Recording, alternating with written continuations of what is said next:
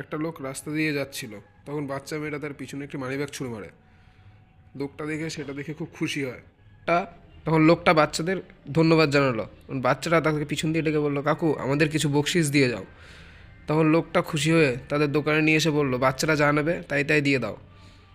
তখন তাদের মধ্যে থেকে একটা বাচ্চা বলল, আমাদের 3 প্যাকেট সোমপাপড়ি দিয়ে দাও। তারপরে আরেকটা বাচ্চা বলল, আমাদের 3 প্যাকেট নিমকি দিয়ে দিও। তখন আরেকটা বাচ্চা এগিয়ে এসে বলল যে আমাদের 3 প্যাকেট বিস্কুটও দিয়ে দাও। থাম, তোরা সব থাম এবার। তারপর বলে, এবার তো আমি গরিব হয়ে যাব। তখন বাচ্চাগুলো আনন্দে বাড়ি চলে যায়।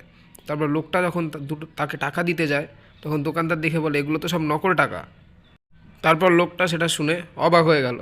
তারপর টাকাগুলো দেখতে সেগুলো দেখলো সব নকল, তারপরে সব ফেলে দিল। তারপরে দোকানের লোককে বলল, বাচ্চাগুলো আবার আমাদের বোকা বানিয়ে দিয়ে চলে গেল। তখন বাচ্চাগুলো মজায় মজায় তাদের দিনটা কাটালো।